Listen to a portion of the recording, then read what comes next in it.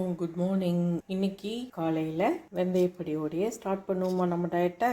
இந்த வெந்தயப்பொடி முடிஞ்ச வரைக்கும் எல்லாருமே எடுத்துக்கணுன்ற அவசியம் இல்லை, ஆனால் எடுத்துக்கிட்டால் ரொம்ப நல்லது. சுகர் பேஷண்ட்டுக்கு சுகருக்கு நல்லது.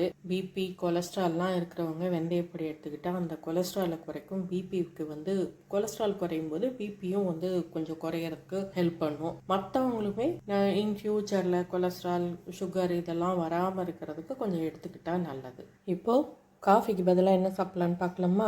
நான் வெதுன்னு வார்ம் வாட்டர் தான் வச்சுருக்கேன். இதில் ஒரு 1/4 மூடி அளவுக்கு லெமன் புழிஞ்சிக்கலாம். ஆக்சுவலாக ஃபஸ்ட் டே என்ன எடுத்தோமோ இப்போ அதை தான் எடுத்திருக்கேன். வேறு என்ன கூட மாற்றி கூட எடுத்துக்கலாம். கொஞ்சம் சோம்பு போட்டு கொதிக்க வச்சு, இல்லை வெந்நீரில் கொஞ்சம் பட்டைப்பொடி சேர்த்து, அந்த மாதிரி. நான் இன்னைக்கு லெமன் அண்ட் ஹனியே எடுக்கலாம் நான் டிசைட் பண்ணியிருக்கேன். அவ்வளோதான். ஒரு 1/2 ஸ்பூன் அளவுக்கு ஹனி சேர்த்துட்டு கலக்கி குடிச்சிட வேண்டியது தான். இன்னைக்கு வேணால் உங்களுக்கு நான் கொஞ்சம் ரெசிபீஸ் அந்த மாதிரி ஆட் பண்ணுறேன். நான் இதை குடிச்சிட்டு ஒரு 1 ஹவருக்கு விட்டுருவோம்.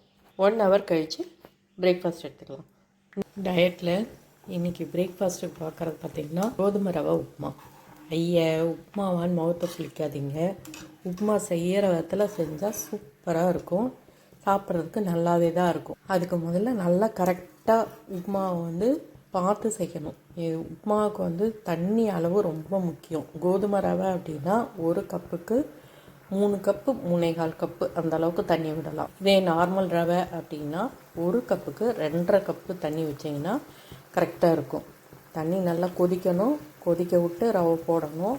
நல்ல கோதுமை ரவையெல்லாம் நல்லா வேகணும். அதுக்கப்புறம் கடைசியாக இறக்கும் போது பார்த்தீங்கன்னா நீங்கள் ஒரு ஸ்பூன் அளவுக்கு தேங்காய் எண்ணெய் விட்டு இறக்குனீங்கன்னா ரொம்பவே நல்லாயிருக்கும். அப்புறம் இந்த வெங்காயம் வதங்கிறது இருக்குது பார்த்தீங்களா, இது ரொம்ப வதங்கிடக்கூடாது. ஓரளவுக்கு ஒரு 50% அளவுக்கு வதங்கினாலே நம்ம தண்ணி ஊற்றிடணும். ஏன்னா நம்ம சாப்பிடும்போது வெங்காயம் கொஞ்சம் அப்படியே க்ரன்ச்சினஸ் தெரிஞ்சால் தான் உப்புமாவுக்கு ரொம்ப நல்லாயிருக்கும். அப்படியே நல்லா வதக்கி வெங்காயத்தை உப்புமாவோடு சேர்த்து மஞ்சு போச்சுன்னா வெங்காயம் டேஸ்ட்டு தெரியாது உங்களுக்கு. அப்படியே உங்களுக்கு ஆரம்பத்தில் வெறுமனே வெங்காயம் மட்டும் போட்டு சாப்பிட்றதுக்கு கஷ்டமாக இருக்குதுன்னு தோணுச்சுன்னா கேரட்டு பீன்ஸு பட்டாணி எல்லாம் சேர்த்து போட்டு நீங்கள் சேர்த்து சாப்பிட்டு பாருங்கள். நான் அப்படியும் செய்வேன். பட் இன்றைக்கி எங்கள் 2 பேருக்கு இதுவே அதிகம்னா அதெல்லாம் போட்டுனா ரொம்ப அதிகமாகிடும். ஸோ அதனால் இதை மட்டுமே தண்ணி கொதிக்குது இல்லையா, இப்போ ரவை போட்டுடலாம். இந்த கோதுமை ரவை பொறுத்தவரையில் என்னென்னா கட்டி விழாது. நம்ம அப்படியே போட்டுட்டு எப்போ வேணாலும் கிளறலாம். பட் வெள்ளை ரவையில் அப்படி இல்லை, கொஞ்சம் கட்டி விழும். அதனால் பார்த்து கிளறணும். இதுதான் இந்த ரவை உப்புமாவில் கட்டி விழறது ஒன்று. அதுக்கப்புறம் தண்ணி அளவு பத்தாமல் போச்சுனாலும் ஒரு மாதிரி இருகலாக டைட்டாக ஒரு மாதிரி சாப்பிட்றதுக்கே கஷ்டமாக இருக்கும். அதிகமாக போச்சுன்னா குழன்னு போயிடும். இந்த 2 தான் ரொம்ப முக்கியம் உப்புமாவில். அவ்வளோதான். இது கொஞ்சம் நேரம் வேகணும். ஏன்னா கோதுமை ரவை இல்லையா, அது கொஞ்சம் வேகிறதுக்கு டைம் எடுக்கும். அதுவும் இது நல்லா கொஞ்சம் பெருசாகவே இருக்குது. கொஞ்சம் கொதித்து நல்லா வேகட்டும். அதுக்கப்புறம் டயட்டுன்னு சொல்லிட்டேன். என்ன சாப்பிட்லாம் என்ன சாப்பிடக்கூடாதுன்னு நான் சொல்லலை இல்லையா. காஃபி டீ முடிஞ்ச வரைக்கும் அவாய்ட் பண்ணுங்கள். இல்லை என்னால் குடிக்காமல் இருக்க முடியல அப்படின்னு நீங்கள் நினச்சிங்கன்னா கொஞ்சமாக குடிங்க. குடிக்கிற அளவை குறைச்சிக்கோங்க. வேறு வழி இல்லை. அதே மாதிரி நிறைய டைம் நீங்கள் குடிப்பீங்க அப்படின்னா அதை டைமிங்ஸ் நீங்கள் குறைச்சிருங்க. ஒரு 2 வேளை 4 வேளை குடிப்பீங்கன்னா 2 வேளை அந்த மாதிரி குறைச்சிக்கோங்க. முக்கியமாக காஃபி டீக்கு ஒயிட் சுகர் எடுத்துக்காதீங்க.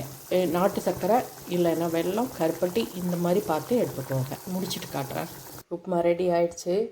நல்லா தண்ணியெல்லாம் சுண்டினதுக்கப்புறம் நல்லா அடுப்பை சிம்மில் வச்சுட்டு அப்படியே நான் 5 மினிட்ஸ் மூடி வச்சிடணும். அப்போ தான் நல்லா புழுங்கி கொஞ்சம் நல்லா இருக்கும். பார்த்துக்கோங்களேன். எங்கள் வீட்டிலலாம் இதுக்கு எதுவுமே வேண்டாம் தொட்டுக்க, அப்படியே சாப்பிட்ருவோம். எல்லாருக்கும் ரொம்பவே பிடிக்கும். இந்த ஹீலியம் உப்புமா கொடுத்தா கூட சாப்பிடுவாங்க. உங்களுக்கு பிடிக்கிறது கஷ்டமாக இருந்துச்சு அப்படின்னா நீங்கள் தேங்காய் சட்னி அரைச்சிக்கலாம், சாப்பிட்றது கஷ்டமாக இருந்துச்சுன்னா. அது மட்டும் இல்லை, இது கூட நீங்கள் வேணும்னா நீங்கள் கொஞ்சம் ரிச் பண்ணுறதுக்கு முந்திரி நிலக்கடலை அந்த மாதிரி ஆட் பண்ணிக்கலாம். நான் இன்றைக்கி கொஞ்சம் நிலக்கடலை ஆட் பண்ணேன். கொஞ்சம் ப்ரோட்டீன் கிடைக்குமே அப்படின்றதுக்காக கொஞ்சம் நிலக்கடலை ஆட் பண்ணியிருக்கேன் நான். அதை விட ஒரு 5 மினிட்ஸ் வச்சுட்டு இரும்பு சட்டியாக இருக்கணும். வச்சுட்டு அடியில் பிடிக்கும் பாருங்கள். அந்த பிடிச்சதை எடுத்து சாப்பிட்டா என்ன டேஸ்ட்டாக இருக்கும் தெரியுமா. அதெல்லாம் சாப்பிட்டு பார்த்தவங்களுக்கு தான் தெரியும். அதுதான் காந்தலே ருசின்னு சொல்லியிருப்பாரு. இவங்க சொன்னது அதைத்தான் சொல்லியிருப்பாங்க. அவ்வளோ நல்லாயிருக்கும். பார்த்துக்கோங்களேன், பிடிச்ச எடுத்து சாப்பிட்றது. இன்றைக்கி மார்னிங் பிரேக்ஃபாஸ்ட்டு வீட் ரவா உப்புமா. நாங்கள் தேங்காய் சட்னியோ எதுவுமோ தொட்டுக்க மாட்டோம். அப்படியே தான் சாப்பிட போகிறோம். நீங்கள் வேணும்னா தேங்காய் சட்னியோட சேர்த்து சாப்பிட்டுக்கோங்க. ஓகே, 11 மணிக்கு என்னென்னு அப்புறம் பார்க்கலாமா? இப்போ மிட் மார்னிங்க்கு என்னென்னு பார்க்கலாமா? அதே ட்ராகன் ஃப்ரூட்டும் ஆரஞ்சும் தான் முந்தின நாள் வச்ச மாதிரி. ஆக்சுவலாக நான் என்னென்னா டயட்டை ஸ்டார்ட் பண்ணும்போதே எல்லாத்துலேயும் ஒவ்வொரு கிலோ வாங்கி வச்சிட்டேன். நான் ட்ராகன் ஃப்ரூட்டு, ஆரஞ்சு, ஆப்பிள், மாதுளம்பழம் எல்லாமே. ஸோ அதனால் இது ஒரு நாள் அது ஒரு நாள் மாற்றி மாற்றி இப்படி தான் கண்டிப்பாக எடுக்க போகிறேன். நான் மிட் மார்னிங் காட்டினாலும் இது தான். நான் ஜஸ்ட்டு வந்து இதை சொல்லாமல் நான் ஃபோட்டோ மட்டும் என்ன ஆட் பண்ணுறேன். நான் முக்கியமான ஒரு விஷயம் நான் சொல்ல நினச்சது என்னென்னா, அபோவ் 40 ரீச் ஆகிட்டாலே எல்லாருமே வந்து ஒரு மாஸ்டர் ஹெல்த் செக்கப் பண்ணிக்கோங்க. பெருசாக ஃபுல்லாக எல்லாம் போய் எலாபரேட்டாக 10,000 5,000 கட்டி பண்ணணுன்ற அவசியம் இல்லை. பேசிக்கான ஒரு பிளட் டெஸ்ட்டு, சுகரு, தைராய்டு, பிபிக்கு, kidney test, liver functioning test, இதெல்லாம் நார்மலாக இந்த தைரோகேர் மாதிரி ஒரு இதுக்கு போனீங்கனாலே, லேபுக்கு போனீங்கனாலே அவங்களே வந்து ஒரு சின்ன பேக்கேஜ் தான், ஒரு 1500 2000 இருக்கும். அந்த மாதிரி எடுப்பாங்க. கூட லேடிஸ் வந்து ஒரு ஸ்கேன் ஸ்டமக்குக்கு, அவ்வளோதான். யூட்ரஸோட பொசிஷன் என்ன ஏதுன்றதை செக் பண்ணுறதுக்கு. இதை வந்து எவ்வரி இயர் தவறாமல் பண்ணிக்கோங்க. கூடவே ஐ செக்கப். அவ்வளோதான். லஞ்ச் மெனு அப்புறமா பார்க்கலாமா? இன்றைக்கி டயட்டுக்கான மெனு எப்படி ரெடி பண்ணுறதுனே பார்க்கலாமா? ஃபுல்லாக இல்லை, ஓரளவுக்கு மட்டும். ஃபஸ்ட்டு வந்து இன்றைக்கி வந்து மஷ்ரூம் குழம்பு வைக்க போகிறேன்.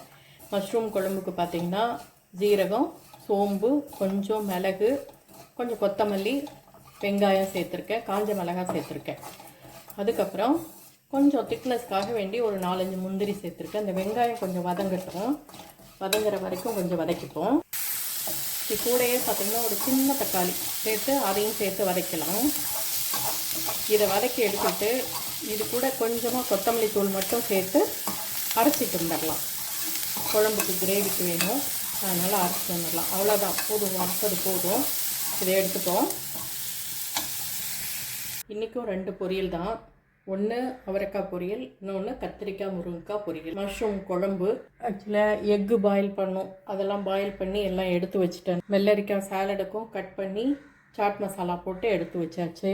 ஸோ இப்போ வந்து லக்கிக்கு வந்து நான் சாப்பாடு வச்சேன். அதுலேயே பார்த்தீங்கன்னா சுண்டலும் சேர்த்து ஒரு டப்பாவில் நான் வந்து நைட்டு ஊற போட்டிருந்தேன், வெள்ளை கொண்டக்கடலை. அதை வந்து அதுக்குள்ளேயே ஒரு சின்ன டப்பாவில் வச்சு, அந்த சாதத்துக்குள்ளேயே ஒரு சின்ன டப்பாவில் வச்சு சாதமும் இதுவும் சுண்டலும் சேர்த்து வெந்துடுச்சு. அதுவும் நம்ம எடுத்து தாளிச்சிக்கலாம். தாளித்து வச்சிட்டோம்னா ஈவினிங்க்கு வந்து நமக்கு வேலை செய்யாமல் வெறுமனே கொத்தமல்லி காஃபி மட்டும் போட்டு சுண்டல் சாப்பிட்றதுக்கு சரியாக இருக்கும். சும்மா சாயந்தரம் ஒரு தடவை வந்து வேலை செய்ய வேண்டாம் பாருங்கள். டயட்டு தானே எந்நேரமும் வேலை செய்யணுன்ற அவசியம் கிடையாது. அதே மாதிரி பாத்திரமும் ஏகப்பட்ட பாத்திரம் பண்ணணுன்ற அவசியம்லாம் இல்லைன்னு வச்சுக்கோங்களேன். இது பாருங்கள், இதில் வதக்கினேன், இதை எடுத்து வச்சுட்டேன். இதுலேயே இப்போ பொரியல் தாளிப்பேன். இந்த பொரியல் எடுத்து வச்சுட்டு அடுத்த பொரியல் எடுத்து வச்சுட்டு குழம்பு, அவ்வளோதான். இப்படி தான் பாத்திரமும் வந்து நம்ம கம்மியாக யூஸ் பண்ணிக்கணும். கடுகு தாளிச்சிருக்கேன்னா சும்மா 2 உளுத்தம்பருப்பு போட்டுட்டு அதுக்கப்புறம் பொடியாக கட் பண்ணி வச்சுருக்கிற அவரைக்காய் கொஞ்சம் வெங்காயம் போட்டுக்கலாம். எனக்கு அவரைக்காயே நிறையா இருக்க மாதிரி இருக்குது. 2 பேருக்கு இது அதிகம் இல்லைங்களா? ஆனால் இவ்வளோ இருந்ததை வச்சவும் முடியாது, மீதி இவ்வளோதான் இருந்தது. அதனால் இதெல்லாம் கட் பண்ணிடலான்னு சொல்லிட்டு கட் பண்ணியாச்சு. இதுக்கு உப்புத்தூள் மிளகாத்தூள் போட்டு தண்ணி தெளித்து மூடி வச்சோம்னா வெந்துடும். அவ்வளோதான். லைட்டாக கொஞ்சம் தேங்காய் தூள் மட்டும் போட்டு இறக்கணும்னா அவரைக்காய் பொரியல் ரெடி ஆகிடும். உப்புத்தூள் போட்டாச்சு, மிளகாத்தூள் போட்டுக்கணும். சம்டைம்ஸ் மஞ்சத்தூள் போடுவேன், சம்டைம்ஸ் போட மாட்டேன். வேணும்னா போடலாம், வேண்டாட்டா விட்டுடலாம். பச்சையாகவும் இருக்கும், நல்லா தான் இருக்கும். மஞ்சத்தூள் நல்லது தான், ஆனால் அதுவும் ஒரு லிமிட்டுக்காக சேர்த்துக்கிறது நல்லது. ஸோ சின்ன சின்ன விஷயத்துக்கு வேண்டாம்னா நான் விட்டுருவேன்னு வச்சுக்கோங்களேன். கரட்டி விட்டு தண்ணி ஊற்றி மூடி வச்சோம்னா வெந்ததும் தேங்காய் போட்டு இறக்கிடலாம். அவ்வளோதாங்க. முருங்கைக்காயும் கத்திரிக்காயும் வெந்துருச்சு.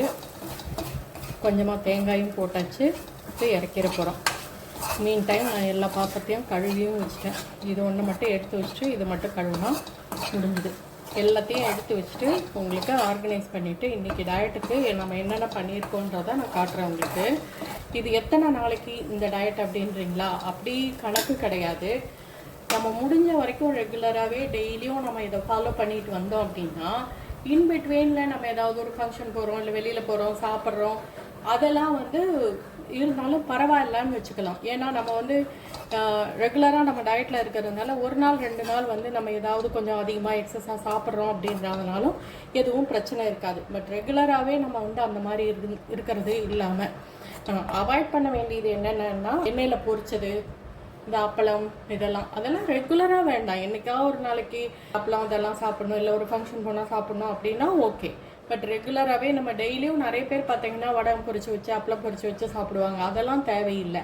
அந்த மாதிரி இல்லாமல் அதே மாதிரி இது அந்த ஃபாஸ்ட் ஃபுட் ஐட்டம் அதுவும் கொஞ்சம் அவாய்ட் பண்ணிக்கணும். இப்போ நீங்கள் பார்த்துருப்பீங்க, நான் சமைக்கக்குள்ளேயே பார்த்தீங்கன்னா நான் எவ்வளோ ஆயில் யூஸ் பண்ணேன்றது உங்களுக்கே தெரிஞ்சிருக்கும். பார்த்தீங்கன்னா பாருங்கள், இதிலெல்லாம் ஆயிலே இருக்காது. இந்த மாதிரி இருக்கும். சமைக்கிறதுக்கே நம்ம கொஞ்சம் ஆயிலை குறைச்சி நம்ம யூஸ் பண்ணிக்கிட்டோம்னால இதுவே போதும். நம்ம ஹெல்த்தியாக நார்மலாக அது வந்து நல்லாயிருக்கும். நான் எல்லாத்தையும் உங்களுக்கு எடுத்து வச்சு நான் காட்டுறேன். எல்லாமே ரெடி ஆகிடுச்சு. தூயமல்லி அரிசி சாப்பாடு, அதுக்கப்புறம் மஷ்ரூம் கிரேவி, அவரைக்காய் பொரியல், கத்திரிக்காய் முருங்கைக்காய் பொரியல், வெள்ளரிக்காய் சாலடு, பாயில்டு எக்கு. இது ஈவினிங்க்கான சுண்டல் வேக வச்சு தாளித்து வச்சுருக்கு. அவ்வளோதான். ஈவினிங் இது கூட ஒரு கொத்தமல்லி காஃபி போட்டு குடித்தா ஈவினிங் இது முடிஞ்சு போச்சு. அதுக்கப்புறம் டின்னர் தான். டின்னர் என்ன செய்ய போகிறேன்றதை நான் அப்புறமா காட்டுறேன் உங்களுக்கு. ஆக்சுவலி பார்த்தீங்கன்னா டயட்டுக்கு இப்போ நைட்டுக்கு தென்னை பொங்கல் பண்ணுறது தான் என்னோடய பிளான். ஆனால் என்னாச்சு, அவர் சாயந்தரம் சுண்டல் சாப்பிட்டதே எனக்கு பசி இல்லை, சாப்பாடு வேண்டாம் அப்படின்னு சொல்லிட்டாரு. அதனால் நேத்திக்கிட்ட ராகி மாவு மீதி இருந்துச்சு, அதை நாளைக்கு அந்த மாதிரிக்கு வச்சுக்கலான்னு நினச்சிட்டு இருந்தேன் நான்.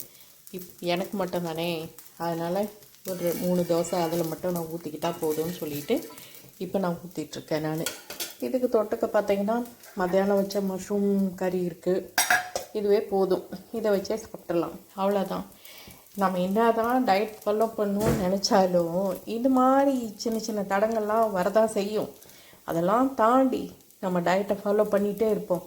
எப்படி இருந்தாலும் நான் டயட்டை விட்டு போகல, ராகி தோசை தானே சாப்பிட போகிறேன்.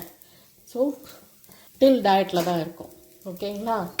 நாளைக்கு ஃப்ரெஷ்ஷாக என்ன டயட்டுக்கு என்ன பண்ணலான்றத நாளைக்கு பார்ப்போம். இந்த வீடியோ உங்களுக்கு பிடிச்சிருந்துச்சுன்னா லைக் பண்ணுங்கள், ஷேர் பண்ணுங்கள், கமெண்ட் பண்ணுங்கள். புதுசாக பார்க்குறீங்கன்னா சப்ஸ்கிரைப் பண்ணிக்கோங்க. தேங்க்ஸ் ஃபார் வாட்சிங். பாய்.